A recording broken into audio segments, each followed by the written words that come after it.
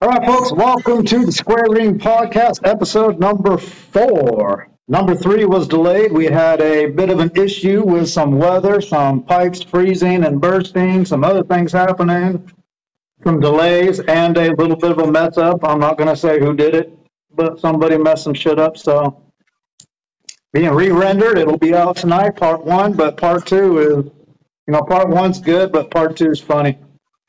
At least I thought it was funny.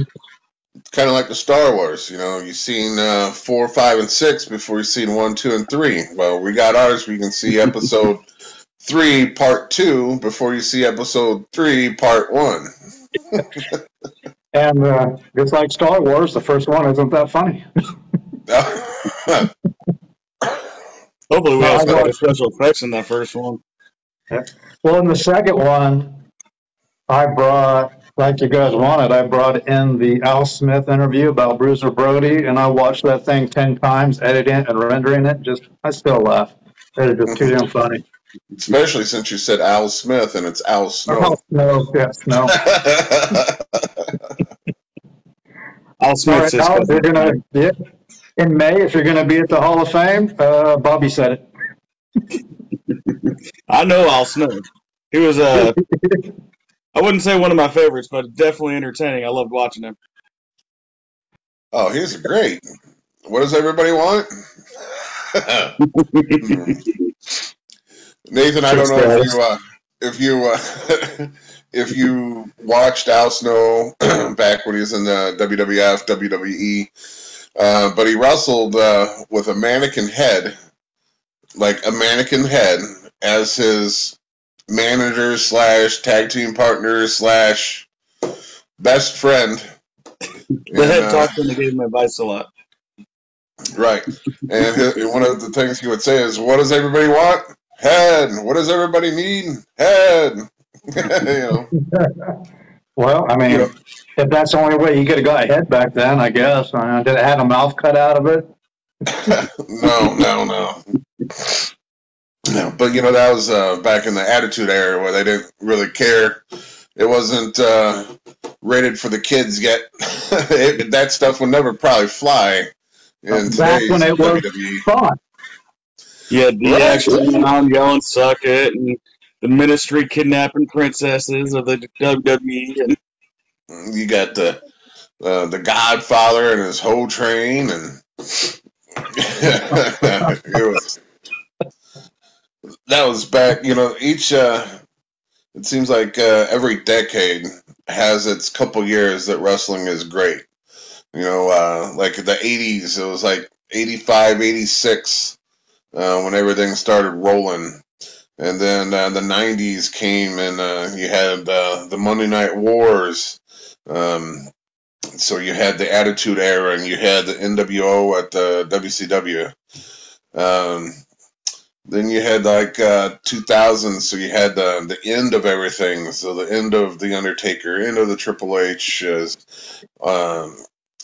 then somewhat of the beginning to the middle of Cena, and then it kind of dropped off again. And I think this Roman Empire is kind of bringing some people back.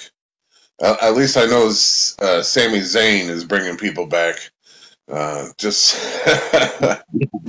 I'm still not truly back, but I'll catch a highlight reel or something. And Sami Zayn is always constantly trying to break people's characters when he's talking to them. And hey, I'm feeling Uzi. You're feeling Uzi? I'm feeling Uzi. Well, it's not wrestling, so. Well, you gotta speak his language, like Quigley Down Under reference or something. Oh my God! I'm surprised you even know that movie, Bobby. I only know it because you showed it to me. Man, that was Tom Selleck. That was a pretty good movie. Nathan's about my age. You probably know that movie, don't you? Quigley Down Under. Oh yeah, Quigley. Yeah. Yeah. Good movie. You got long the guy movie. Who could. Good movie. Well, it was long, but it was good. It was one of my dad's favorites, so I had to watch it. Who knows? Well, So this week's podcast, we, Bobby was talking about it last week. It's a very good topic because the Central States belt, heavyweight championship belt. It started a long time ago. 1950 is when that belt first started, and Bill Longston was the first one that held that belt.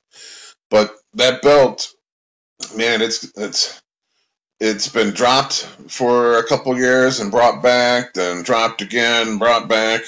But starting from 1950, that's a pretty long title. That's been in circulation, I guess you would say. But and you own that belt now, right, Bobby? Central States.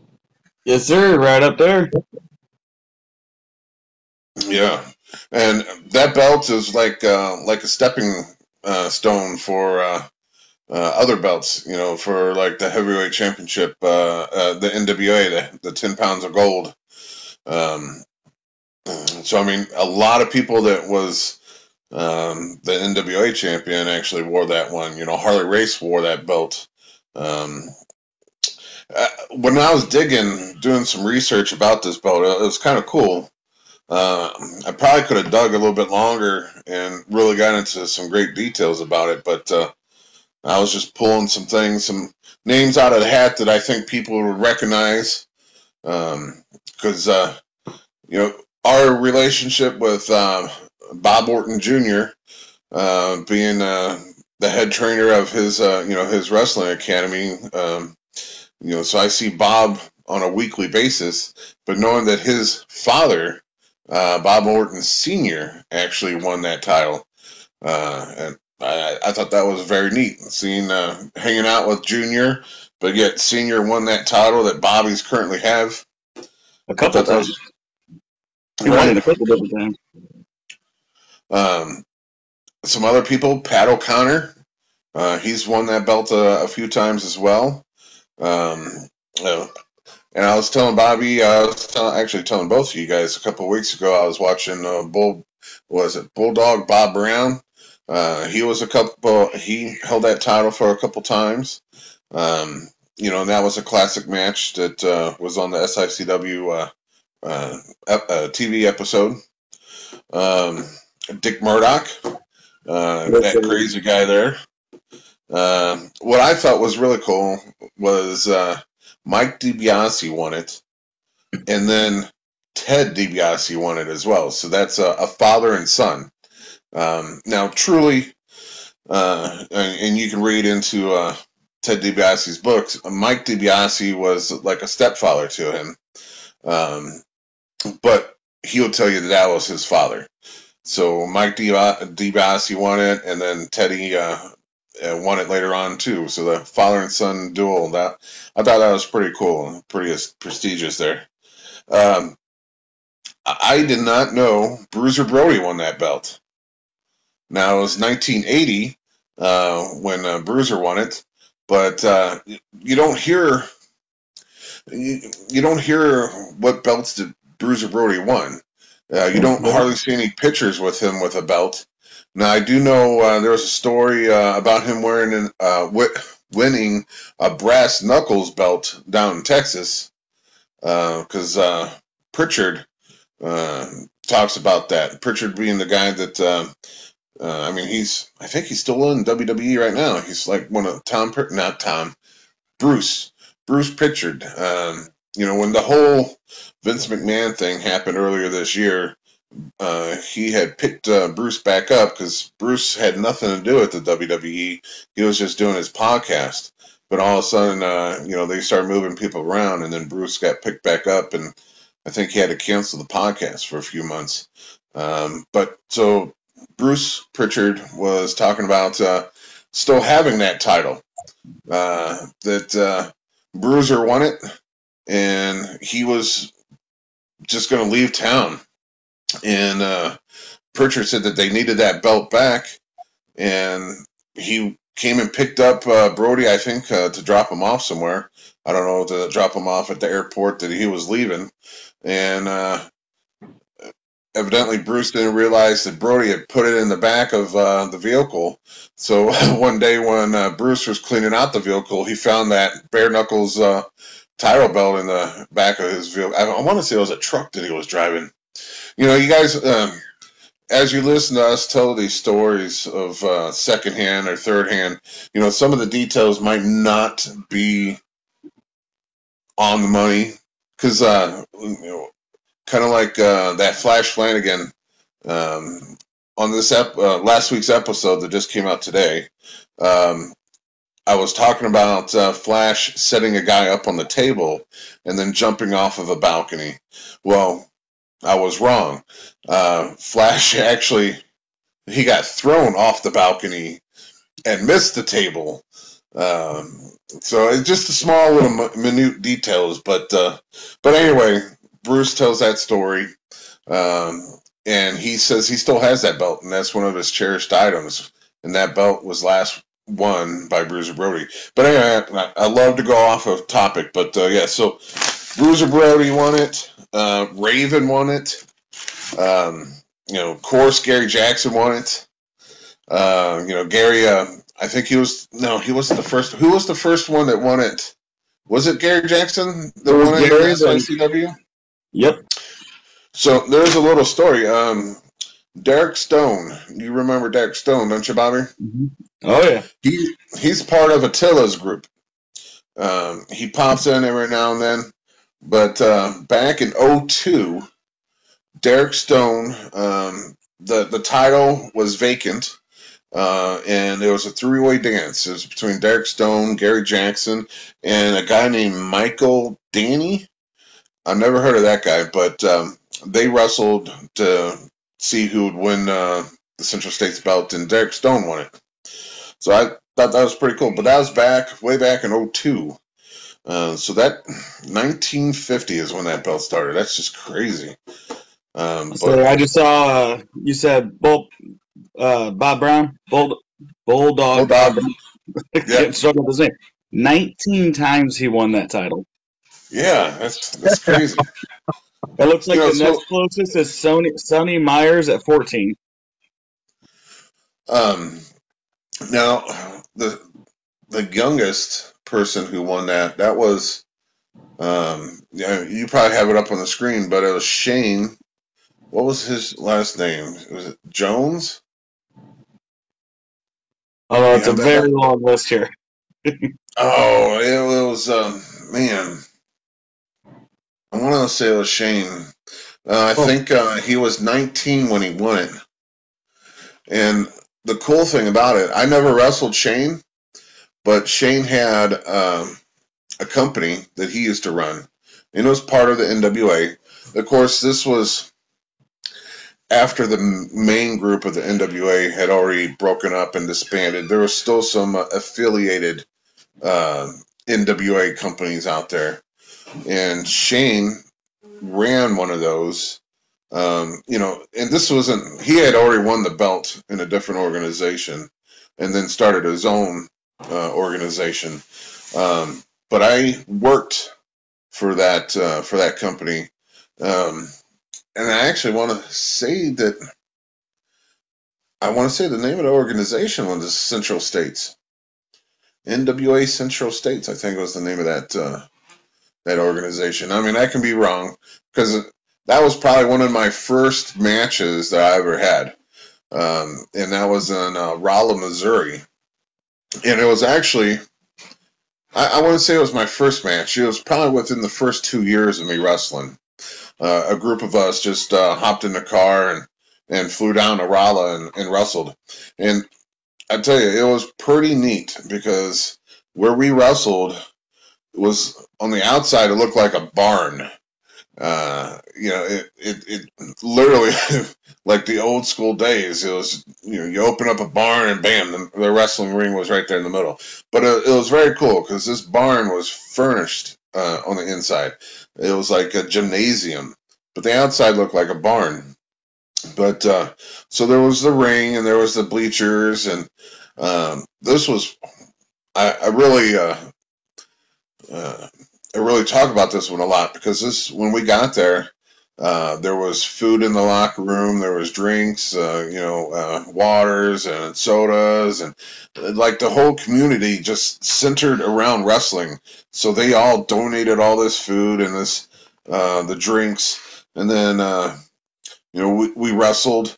And after the wrestling show was done, like everyone that was part of that town or part of the wrestling show brought some sort of dish.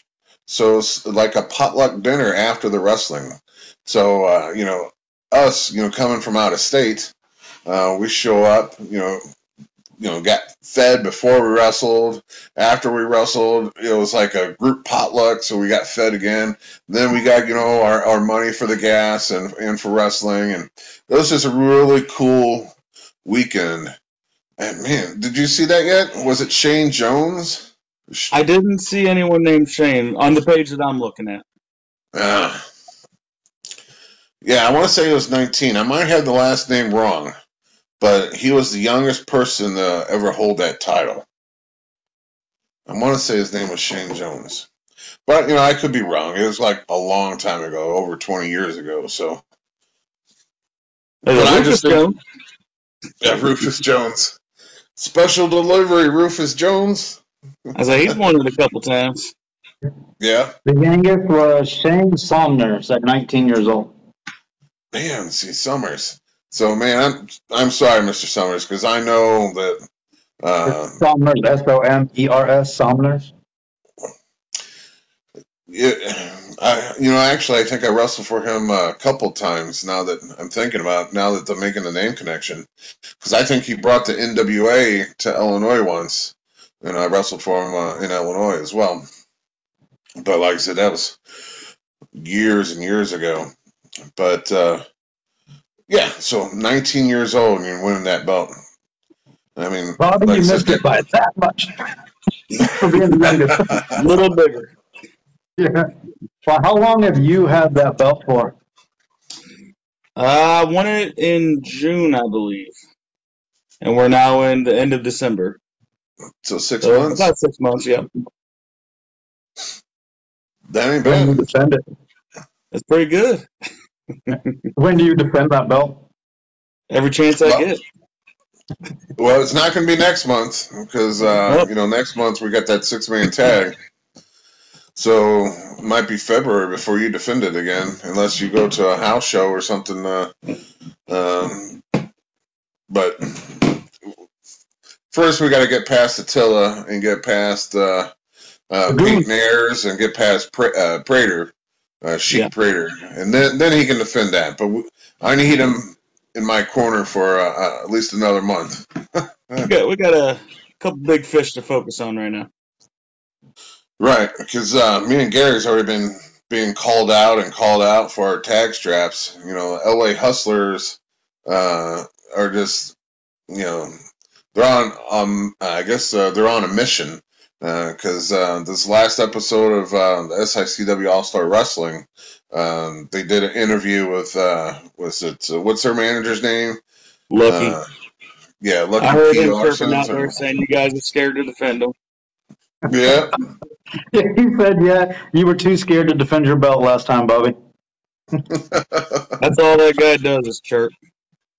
Oh, my God, does he ever. Last time, Bobby. That's all that guy does is chirp. Oh, my God, does he ever. And I'll tell you this, you big goof, and you derailed train, screw your rules. We know the reason you're in a 6-man tag is because you're yellow. You're cowards. You're afraid to put your tag titles on the line against these 2 men. You know it, I know it, and more importantly, they know it. But you can't hide forever. Eventually, these 2 men are going to get their shot. And this man is coming for every singles title you've got. One night, I'll tell you, he's going to get a little too close to the ring. I mean, he's we'll just go into it. So, the SICW All-Star Wrestling, of course, it's on Sundays, 8 o'clock on YouTube. You can catch it on Facebook. You can catch it on Roku. And Tropicana. Yeah, Tropicana. So that episode showed them basically beating up on Curtis Wild. I think that was actually the first match. I got it written down here, I think. First match, yeah, Curtis Wild with Wildfire, and he was going against one half of the LA Hustlers, Bradley Diggs. However, being with Lucky P. Larson's and having another partner of your tag team, of course, they did a little, breaking the rules and interfering, and interfered in the match and got Curtis, got the best of Curtis, and Bradley Diggs won. But that wasn't the last of them. The other half was supposed to go against Jason Breed, and then Curtis came out because Jason Breed. So the other half of LA Hustlers was in the ring, and they're waiting for Jason Breed. Jason Breed didn't come out, so Curtis came back out, ran over to the interviewing station, and was talking about how someone must have beat up Jason because he was backstage all bloodied, and there was no way that he can come out and wrestle. So I guess Curtis went up there to confront the other half of the Hustlers, and then they got into a little brawl. It was Big Joe Helms, both of the LA Hustlers, and Lucky P. Larson's. All four of them were going at it with Curtis. The only great thing is Wildfire was out there, and she was able to slide a chair into the ring, and Curtis was able to swing that chair and get everyone back. But that same TV show, that's when they started talking about me and Gary's tag team straps. Talking about how we're dodging them with the 6-man tag, and that's why we put the 6-man tag together, because they wanted their shot. I don't even think they deserve a shot, because they just got into this territory.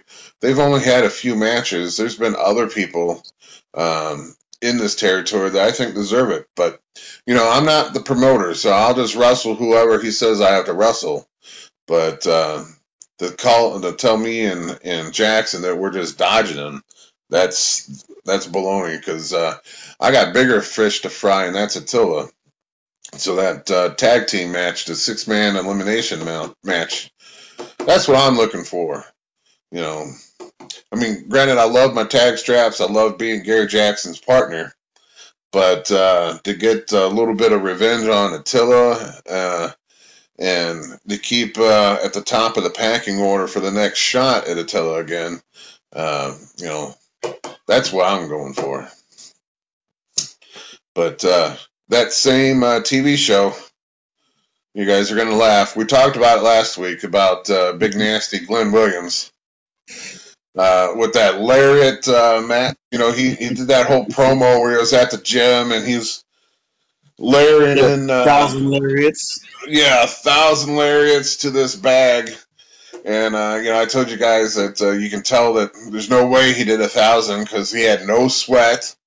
He had no redness in his arms, and if you guys seen Big Nasty, he is like the whitest white person that you can see. And for him to do 1,000 lariats on this punching bag, you think his arm would be red? No, it wasn't red. So yeah, for a guy that's neon white, he should be red. Right. Then he stepped in the ring with you, and he had a brace on his arm. A brace. Well, you do 1,000 lariats, you make your arm sore. You got to put one on. Right. You had to cover up the bruises. Yeah. So, I don't even think I put my belt down fast enough for him to hit the ropes and try to lariat me. But you can clearly show in the video that he just bounced right off of me. It was like a fly attacking, because as soon as he hit me, he bounced and started holding his arm like it hurt him so bad, and that just gave me just that amount of seconds that I need to hit the ropes and just lariat him, and about knocked his head off. If you watch the video. Well, hopefully Herb will let me edit that part out and bring it in and put it in the feed. So. Or at least a couple screenshot stills. Yeah, you know, you can even I have it on. If you guys go to my TikTok, which is I think it's Jim the Big Texan Hoffarth, you can pull it off of that because it was my wife's video that recorded that part, so you can take it off of there. But man, so after that, of course, you know, I folded his arms. I got the 1, 2, 3, and started walking out. Yeah, and then they announced they were going to commercial. And when they come back from commercial, Glenn is still in the ring, still out cold, still in the same position that I left him in. And so through the commercial break and through them coming back, they were still trying to get him out of the ring. So I hate to say it, but I think he might be hurt. But, you know, it's something that he deserves. I mean, he's a newcomer, and I guess he was trying to get a little shot above by calling me out and talking about how good his lariat was. But I think he found out the hard way that he needs a little bit more time in the ring before he can challenge someone like me. He wasn't even tall enough to you. I think he was looking at you in the chest. Right. So he had to come up high to do his lariat. It kind of defeats the purpose of you have to lift above your head.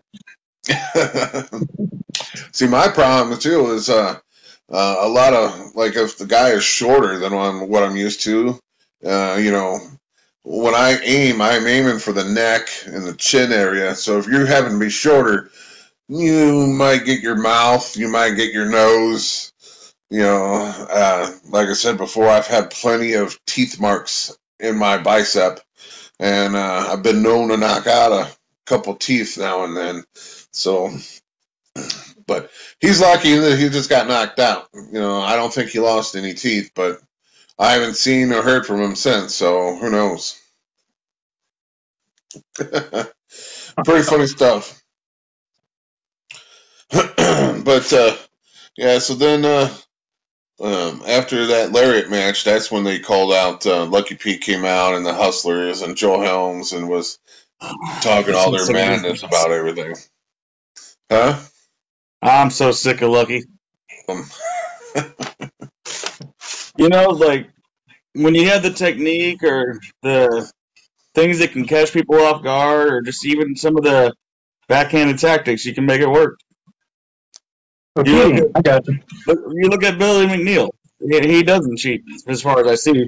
But, I mean, that man just flies off of things and comes out of nowhere and hits you with things you never expect. And don't always got to be the biggest guy. Right. But most of the time, you know, you find the skinnier guys, the luchador type of wrestlers, they stick to the luchador type of wrestlers, you know, the same weight, the same height, the same, you know, if they're skinny or whatever. You don't see a skinny guy really going into a tag team where the other guy's like a giant. But, you know, they're going against, well, I guess soon. I'm sure they're going to get their way. You know, that Lucky P is also a lawyer on his other gigs. So I'm sure he's going to weasel a tag match soon. But so you'll have the likes of me and Gary Jackson going against them.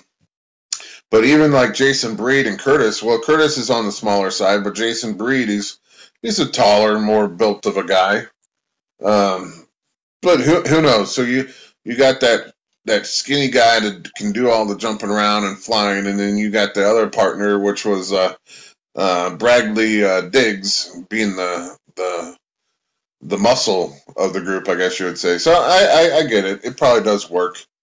I mean, evidently they've been tagging for a long time, mainly in the Tennessee, California, I guess the lower mid half of the states. I mean, Gary Jackson is built, but you got the Gary Jackson and Texan. Well, Gary Jackson, he's a built guy. He's just didn't get the height. He's built. He's a strong dude. He's got that technique for days. Maybe years. The only other match to happen on the TV show was Austin The astonishing Austin, versus he finally got like a little bit of a rematch against Steve Fender, superstar Steve Fender. Superstar. He might be a movie star. Who knows with this guy? But so Steve is the one that actually hurt Austin. It was actually, Nathan. You probably never heard us speak of this place, but this the place that we wrestled that night was in St. Louis. It was Missouri Athletic Club. The Missouri Athletic Club. If you ever been there, this place is like a throwback to like the 70s and 80s.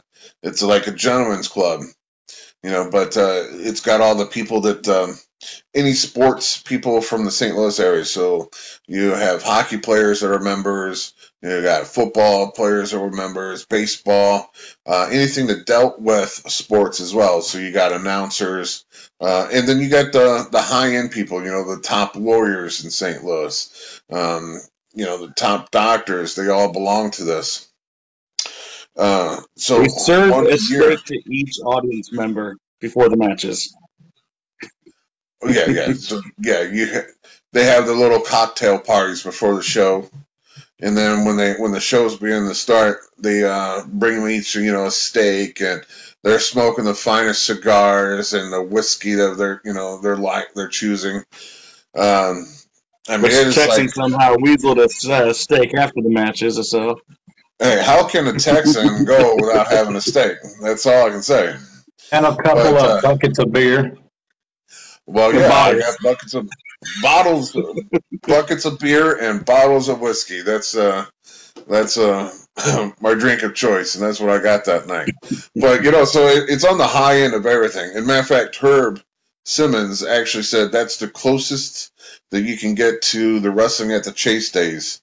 Because the Wrestling at the Chase was like a high society type of gig. All the people in the audience, they wore the fancy dresses, the finest tuxedos when the Wrestling at the Chase first started, and just wrestling underneath the chandelier and having all those people there and the cigar smoked rooms, it was just great. But anyway, see, I always sidetrack off and get off into different subjects.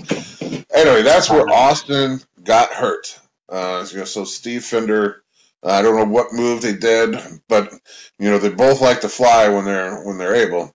But anyhow, Austin got his shoulder. I don't know if it was just put out of socket or if one of the muscles in there, got really hurt. But that show was probably a good 6-7 months ago. It had probably longer because you won the Central States 6 months ago. So that had to be at least 9. So you're talking about almost a year that he's been rehabbing this shoulder injury, and just recently he's come back. And you still see him. He still has it all, bandaged up basically with that sportsman tape that he tapes around that muscle in the shoulder. But anyhow, it was a great back and forth match. But at the end, Steve Fender kind of dumped Austin out, but at the same time, Austin was able to stay in contact with Fender, so they both came out. The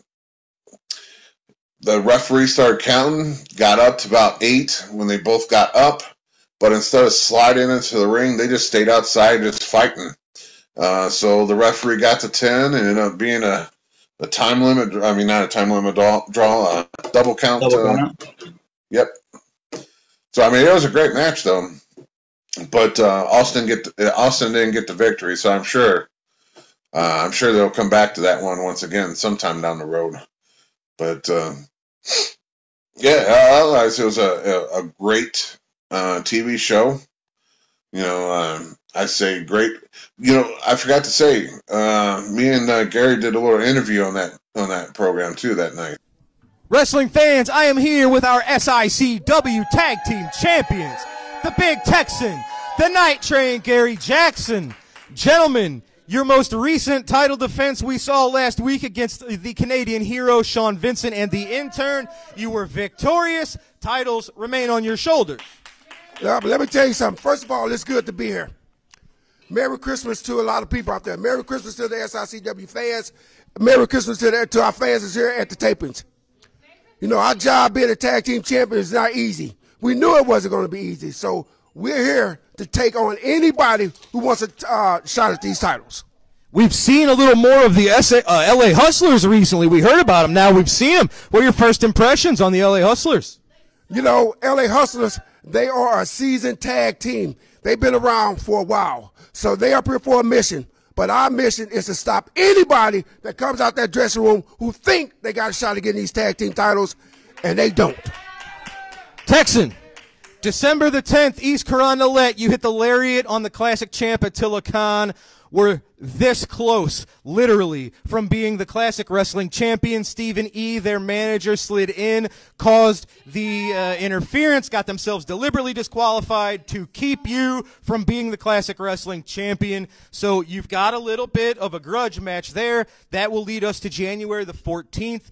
It will be both of you and Bobby D taking on the team of Devastation Incorporated, Attila Khan, Sheik Prater, Peyton Ayers, six-man tag, elimination style. What made you want to go this route, the gang warfare route, rather than keep your bullseye on the Central States, the classic title? It's very simple. Every match that I've had, there was interference. So this way, it's a level playing field. Everyone is out here. I don't have to turn around and look behind my back to see who's coming up from behind the curtain. They're in front of me. We can take them down. We're going to win that. Now, you have to be encouraged with the results that you got against Attila Khan. You didn't leave with the title, but that lariat has left a path of destruction all across the Midwest. That match was the same. So did that encourage you? Are you more confident in your belief in yourself? Is the classic title still in your sights? It's always going to be in my sights. I'm always going to be after Attila Khan or whoever has that belt. Twice now Attila's cost me that belt. It ain't going to happen again. Next time I got a shot, I'm going to win that shot. You heard it, but first, January the 14th, it'll be you, gentlemen, and Bobby D against Devastation Incorporated. Gary, final words. Stephen E., I don't care how much money you got or who you bring in here. You still got to go through the heartbeat of America, which is me and the Big Texan. You still got to go through Old Glory. I don't care how much money you got or who you get. Bring them on. And the night train is going to run right through you. We don't go around nobody. We don't go over nobody. We go right through you. So with all your money, buy the best you can. Because that's what you're going to need to beat me, the Big Texan, and our Central State champion, Bobby D. There you go, ladies and gentlemen, January the 14th, East Carondelet Community Center. Good luck, gentlemen. And a very Merry Christmas to you both. Merry Christmas. Gary? Thank you. All right, ladies and gentlemen, we've got to take a commercial break.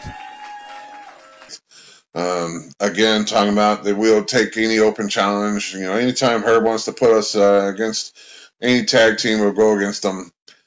You know, I say that, and after I just bitched about LA Hustlers, I just think they need to be here longer. You know, there's a lot of great tag teams here in the Midwest that probably deserve a shot before anyone else, you know. But again, anyone, anytime. And then, you know, in that interview, that's when we were brought up again, the six-man tag elimination is coming up. Again, that's January 14th. It's in East Carondelet, Illinois. I'm sure, like I said, Magic Man Nate over there, he'll throw up the phone number to get your tickets and to reserve the tickets and everything. Yep, we'll have the poster up and phone number and everything. Yeah, you had the poster up this time too, so that was kind of cool to see that. I actually think it was the thumbnail for the video was the poster, at least one of them. Well, that's the great thing I think about it. You know, most people that do a podcast, they'll automatically start being live, and then you have moments of silence because they don't know what they're doing. or they don't know how to move from one conversation to the next conversation. So you got that dead air. And I don't think we have the dead air. I think what we're working on is the behind-the-scenes technicality of things that we're having problems with. So I think as long as we stick with this for a while, we still get it out there, still get it on YouTube land, and people are able to view and comment and tell us what, you guys just tell us what you want to hear. If there's another title belt that you want us to dig into, and get the details out on who won it and everything, just let us know. But I think it's great that we're working on this now before we go to a live time slot, where you never know what's going to happen. I've been on, podcasts as guests, and you always got that person who's trying to be cool, but then they forget what they're talking about, and then the other person wasn't even listening, so you have that dead spot where no one is talking, and then you have the guest that is just waiting for questions, but no one knows what they're doing. So it's because they all need a Nate. Yeah, they all need a Nate. Yeah, but if you guys watch the podcast all the way through after I post it, most of the shit I cut out is me talking. But you do the magic behind. Yeah, you're nasty Nate. You're the one that gives us the questions that a non-wrestling fan would ask. That's true. That you have your own merchandise and crap, Bobby. You didn't tell me, so I could put it in the description on the notes and everything. Yeah, it's BobbyDWrestling.com. I got shirts, mugs, hoodies, pencil pouches, all kinds of stuff on there. Yeah, I'm gonna have to put that in there. I can send you a thing that Herb actually made. Actually, it might be my old little business card, where it's got a picture of me and the website underneath it, a picture. Oh, we lost the Texan. I can't see you, but it's showing your titties there, and I don't know if I like the sound that you said that my TTs were there. There's a big old TD. Big old titties. Too bad that's way out of context. I couldn't have that in as a joke. Well, Bobby, I didn't hear the whole web address, so I don't know if you want to just give that out one more time. It's BobbyDWrestling.com. All right. So Bobby has flags, T-shirts. Do you have photos on there too? No photos. I got cups, posters, beach towels, blankets. Man. Yeah, see, I don't have any website or anything like that, but if you catch me at a show that I'm on, I got some cool things out. I got some keychains. I got some flasks, some whiskey flasks. Yeah, I'm still going to get me one of those flasks.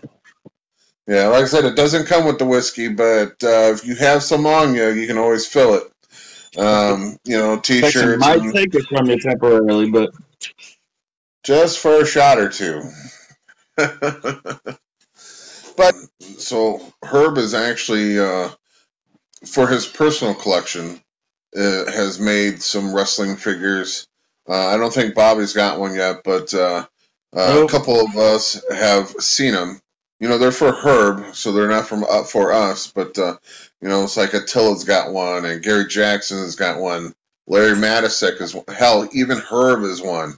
But then I got one with my cowboy gear, and then the Wilds, so Curtis Wild and Wildfire have one. I actually have a wrestling figure that a fan did, and it was like right in between. I was under the hood for the longest time. I took the hood off, but I still wore the same camo, same black shirt. And that it was during this time period that a guy actually made a figure. And I have forearm tattoos, and he was actually able to put the tattoos on this wrestling figure. And I own that one, and I tell you, it's pretty cool. having your own wrestling figure. That every now and then, like I've posted on Facebook, I have like a Big Show wrestling figure, and I have like the big Texan one, like pressing, gorilla pressing the Big Show one, or something stupid like that, that I'll just snag a picture of and post about it. And I don't know if you ever get really involved in the wrestling and meeting a lot of the wrestlers. All of us wrestlers have some sort of action figures that we had collected when we were kids, or a lot of the newer ones, newer wrestlers, the younger wrestlers, they're all into Pokemon and into the Power Rangers. When not saying that it was bad that latest Power Ranger guy, I don't know his name, don't know what color Ranger he was, but he passed away. Green. You should have seen all the wrestlers that were like, oh my God, my world's flipped upside down because this Power Ranger guy, who they've never met, passed away. So it's kind of crazy. We all got our little, like me, I like to collect the old LGNs. I like to collect the old LGN wrestlers, back the 80s wrestlers, the Andre the Giant, Hulk Hogan, and Ultimate War. Those are the ones I like to collect. But, so we all have our own little things, but who couldn't pass up your own wrestling figure? So when I seen it, I had to get it. Oh, heck yeah. I think it's just really cool that I was able to get my tattoos right. Yeah. Your GNR one was on there too? My GNR, man, I can't even think about it, but my shield is on there. My Metallica, yeah, the Metallica one is on there. So, and I don't know if you know this, but Randy Orton went through a little thing with his tattoo artist and WWE about his tattoos.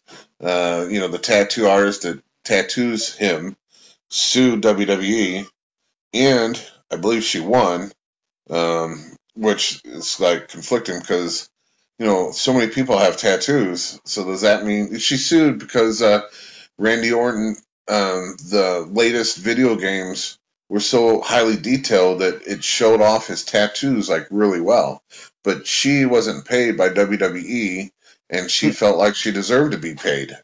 Even though Randy Orton paid her for the tattoo, she, it was like she was saying that was copyrighted material. I don't think once you get the tattoo, it becomes your property. Right, yeah. Well, so, if she designed it, came up with it, it is her property. You're just a walking billboard. Right, you're right. So you think that would be free advertisement for her, but she felt that she needed to get paid, and she sued, and she won. She didn't win a whole astonishing amount of money, but what she did win was them now saying that was her property.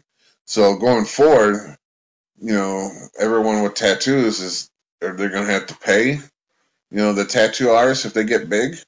Is WWE going to have to pay every time a wrestler, CM Punk? I don't know if you know this, Nate, but CM Punk has a Pepsi logo tattooed on him. And it was a controversy about that because some of his figures via the WWE were coming out with not that tattoo on it. With, because that's copyright material. The Pepsi is trademark. Right. But so it's that controversy about who owns what when it's tatted on them. I own all mine because I have a complete back piece and I designed it, so it doesn't matter who inked it because I designed it. Well, actually, and they're not going to be able to repo it. Did you design all your tats? Did you design them or did you have the artist? Because if the artist did it, they own that design. Yeah, but if you tattoo a person, do they still own that design? Well, it's their intellectual property if they came up with it. The only way that they didn't is if they signed over all the rights to it. So they would have no rights. They would have to sign a piece of paper legally stating that. I don't know. To me, it's a touchy subject because you tattooed it on a person, so it's not going to leave their skin. So if they're seen in a video game, because the video games, are basically the same way that they do the action figures now. They stand in a booth, the cameras go around and around. They might have them do like different positions so they can get the muscles down and stuff like that. But it's off of that person that you tattooed. So anytime that guy does anything special, or if he's in a magazine, or if he's like a Randy Orton where he's in a video game, and every time he's in that, they have to pay the tattoo artists. Yeah, I don't know. Like she already got paid by Randy. Yeah, Bobby, when he goes into other leagues for winning that stepping stone belt. What about your tats? Did you design them? Me? Oh. Yeah. No, mine were kind of generic. Bobby's got a Blink 182 tattoo on. Is that White Rabbit? White Rabbit? Yeah, Live fast, die fun. It's like my carpe diem. He just wants people to follow him. Follow the White Rabbit. But I warn you, don't follow him. You'll go down a rabbit hole. Well, I tell you, how was your guys? Just ask you, how was your guys' Christmas? Because this is the week between Christmas and New Year's. So, how'd it go for you? I mean, I heard Nate's half. Nate has not had a good Christmas, but it was interesting. How was yours, Bobby? Mine was good. Lots of busy family time and broken cars and good times overall, though. Well, in my half, it was good times. But just take a second and listen to what happened to Nate. Oh, Thursday after our podcast. Or Wednesday after the podcast. It was Wednesday, right? Yeah, Wednesday. So, come into the office, sit down, I'm rendering. Masking it, getting everything together. Get up to go into the kitchen to get an energy drink, and the Nest thermostat, I have that dumbass Nest had it, because it's off the wall now. I mean, it somehow got pulled off the wall in anger that night. Says that the furnace was no longer supplying power. So I go check the furnace, pull the cover plates off, check the motherboard has a light on it that'll blink and tell you what's wrong with it. And I reset that a couple times, and the whole time, everything's fine. Since it's a two-stage electric heat, there's no pilot to light or anything like that. The gas only kicks on when it's ready to heat up. Can't do anything about it. It's 1:30 in the morning, so I grab some space heaters, bring them into the office, and I want to continue to edit the damn podcast.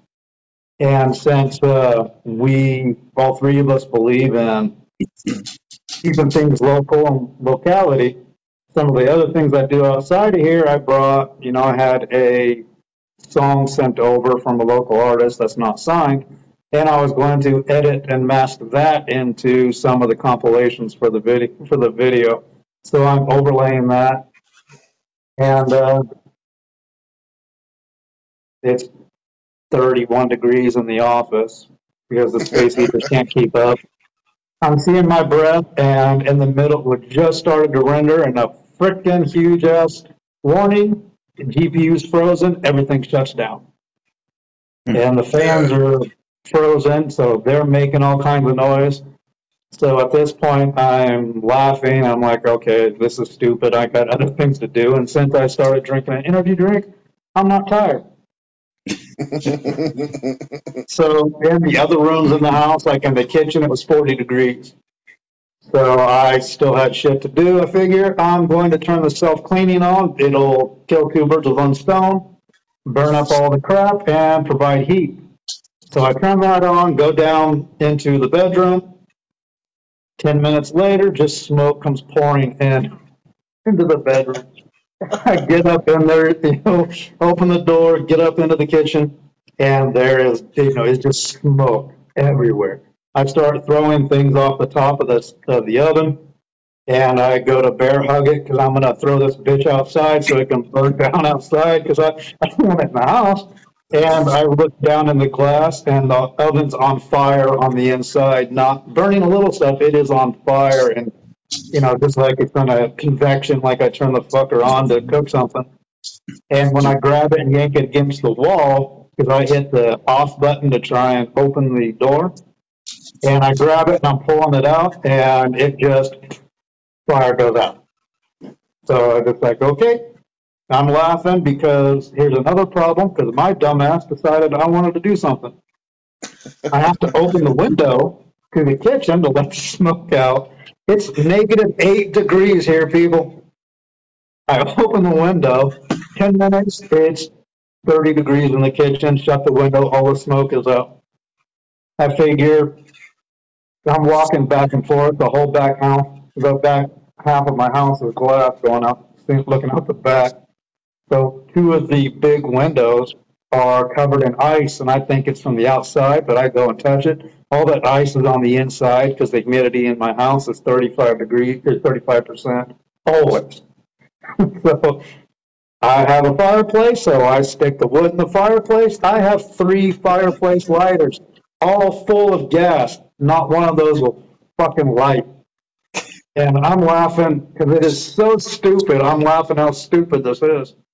And so I go out to grab the torch from the plumbing area of my garage. I'm outside clicking it. It's not working. I figure it's because it's too damn cold in the garage. And I have the torch pointing to my face clicking because I'm stupid.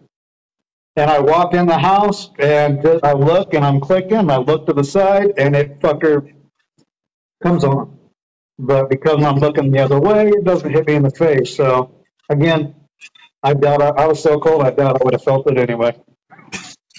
So I go to light it and go to the bathroom, come out of the bathroom, and there's just smoke. I forgot to open the flue, and I open the fireplace glass and the metal grate, push that aside, and it just goes up in flames. So I figured that's fine. I'm going to leave that. It's 1:32 in the morning on Thursday. I can't do anything. All I've done is mess a whole bunch of shit up. I'm going to bed. So I go and lay down. I can't sleep because it's too damn cold, even though I have the space heaters and electric blanket and all that shit. It's still too cold. And so at 9, I text a HVAC guy, which is somebody Jim and I know. Well, I know Jim just met him a couple of days ago, last week, Josiah. Asked him to come on by if he's available, but I know he's been really busy. And so I already know what the problem is. It's that stupid ass nest. So I order one from a certain home improvement store that says they can't have it ready for 3 hours. And me, I don't accept that, so I call them and say, why in the hell can't you have it in 3 hours? And then after a conversation, they say, we'll have it in 5 minutes. 5 minutes later, it's ready to go. So I go kidnap somebody at my store to drive me out there, and they come back, drop off, not a problem. I figure, let me try wiring this bitch myself, because, yeah, I don't know what the hell I'm doing, but I wanted to get it done. And I do it wrong. Not a surprise, I do it. And it's time to go in, so I get dressed, I go in, and get a call. Josiah's too busy, he can't come by. So I don't pressure him. I just say, do what you can. It's below freezing in every room in the house, including down in the bedroom. So he goes, I'll swing by on my dinner break and I'll take care of it. He comes by, he goes in, he rewires the thermostat properly and gets it going it's up to 44 degrees, and he called and said, can I leave? And I'm going, yeah, take off. So he brings my keys back, drops them off, and 3 hours later, I get back to the house. It's only 47. As soon as he left, the fucker turned off. So 47 still a heat wave compared to what you had, though. hell yeah, it was nice. I only had 2 layers of clothes on instead of 4. So I spend the rest of the night turning on and off the furnace, trying to jump the thermostat into a regular program. The only thing that's working properly on the thermostat is changing the damn color of the face. The only thing that's working properly. And so I want to feel like I'm accomplishing something, so I change the color a couple times just to make me feel better. Change it to red, it's warmer. So makes you feel like it's warm. I felt like I accomplished something, you know. I changed the color. It was nice. So Christmas Day comes. I make what I wanted for Christmas. Not a problem. Nothing really happened except for I walk out from the bedroom and there's an ambulance and 2 officers with their lights going in my damn driveway at my house. And my first impression was I died and somebody forgot to tell me because I'm having a great day. And I go outside and they were called to my neighbor's house, but my neighbor is not home. So they came over to my house for some damn reason. And they stayed there for about 40 minutes before they left because they couldn't figure out what was going on. And I, fine, whatever. They were gone. Monday morning, I have a treatment for an illness. So I come back, I'm laying in bed, and I am starting to get sick. So I jump out to go run to the bathroom. And step on the floor, slide, dislocate my hip, hit my knee that I figure I popped a tendon, and I broke a toe, the first metatarsal on my big toe. I know that was broke. I've had lots of broken bones. I know exactly what it feels like. So I'm laying there, and I get sick, of course, because that's where I was going anyway. And there's about that much water on the floor in my bedroom.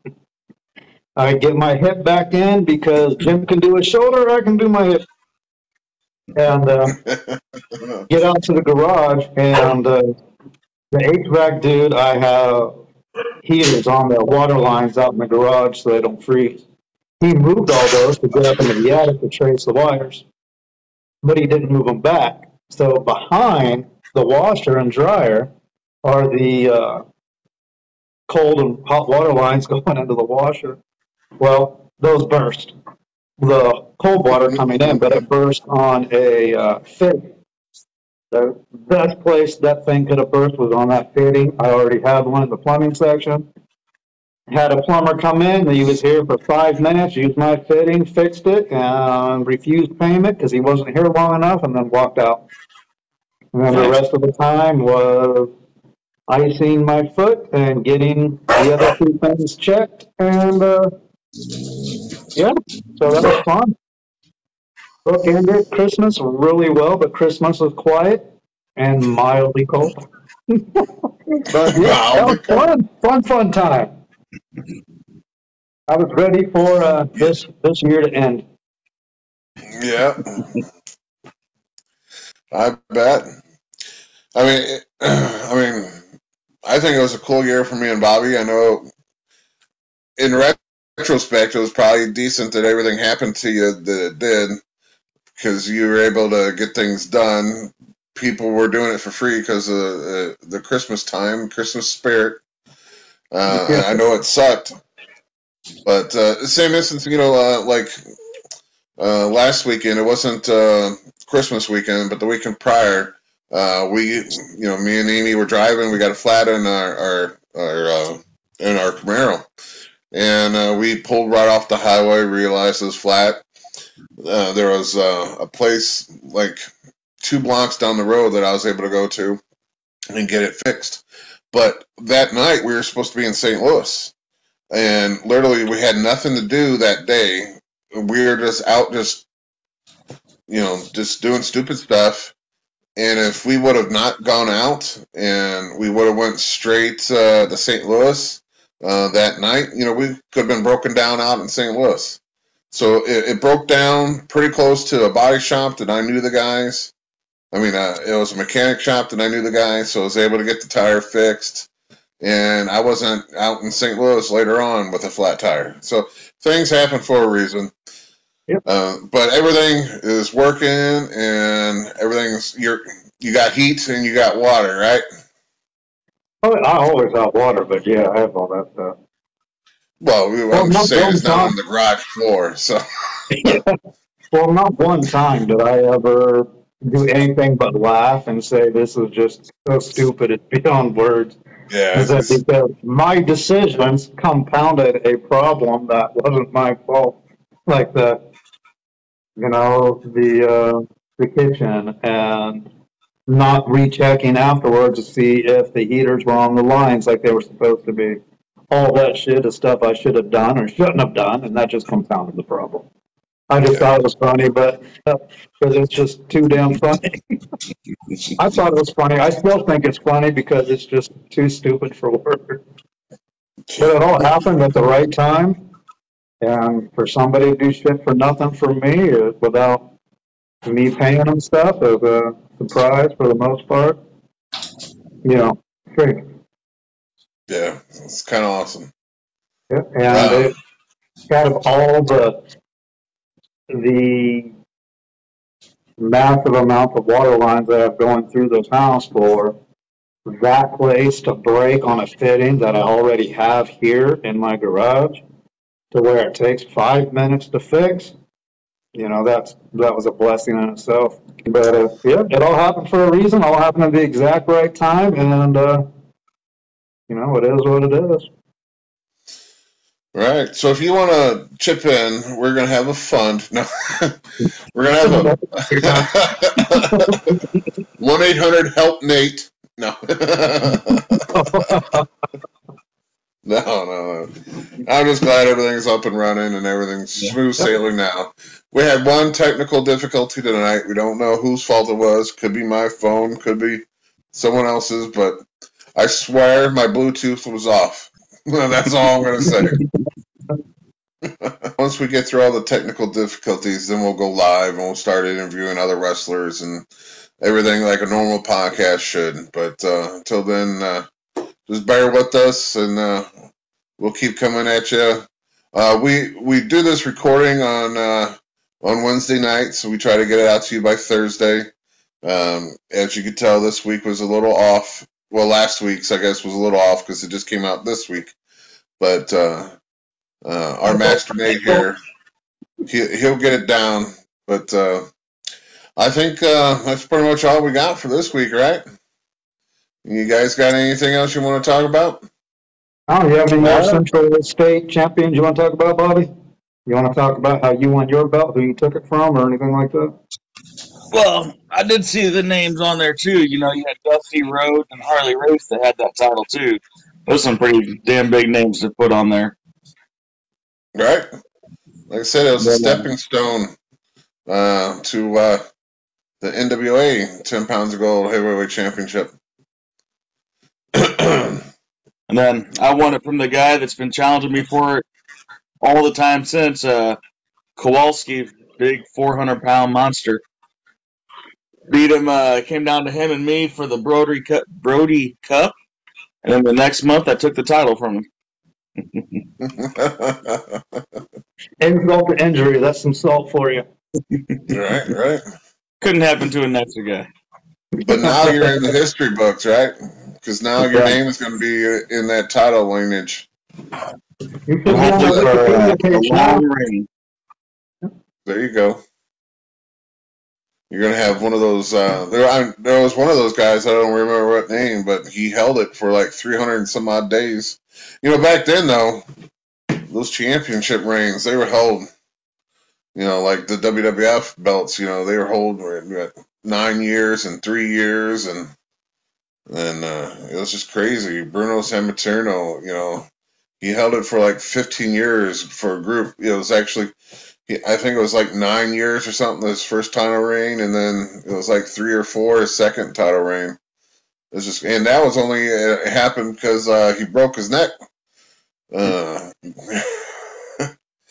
If you have an injury and you can't defend, don't you forfeit the belt? Yeah, and that's what happened. You know, he had. If you look at that list, there's a few of those. Quite a few of those. Yeah. So I mean, yeah, when you're looking at that list for that belt, there's a couple vacant slots in there, or like there was the person who held the belt was only in this organization, and then they pulled out of the NWA. So since they pulled out of the NWA, they had to give back the NWA belt. You know, so it's a couple different things like that happened to that title. But just for that title to still be going, and you know, started in 1950, you know, that's kind of crazy. That just shows you how strong that title is worth, and how it's the stepping stone. Like even in our organization, SICW, you know, that title belt is a stepping stone to bigger things. So you know, I mean, you had a title shot against Attila. Again, it didn't quite work out, just like my title shot didn't. But still, you know, having that belt opens the doors for other opportunities. Yep, yeah. And after you take that belt from Attila, maybe we'll have to mix it up a little bit. Hey, I'll be down with that. We can put belt against belt. You even throw Gary in the mix. That way you could possibly win the tag straps. Who knows? Get a little crazy. Not do a count to 1,000 lariat thing. No. I'm thinking like a Texas Tornado match. Winner gets to pick his tag champion, person, and you get the belt you're choosing. Who knows? I'm sure it's crazy, but wrestling's crazy, so I'm sure it would happen. We've been on here for an hour and a half, so I think it's a good time to cut it. Next week, I'm sure we'll just throw together like something about the year. Me and Bobby's done great things this year, and we'll just kind of review that and tell you what they were and how it felt to us being in that spot or winning that certain title or match. So I think we'll just definitely some big shows from this year that we can talk about, like the St. Louis History Museum was a big one, first time ever.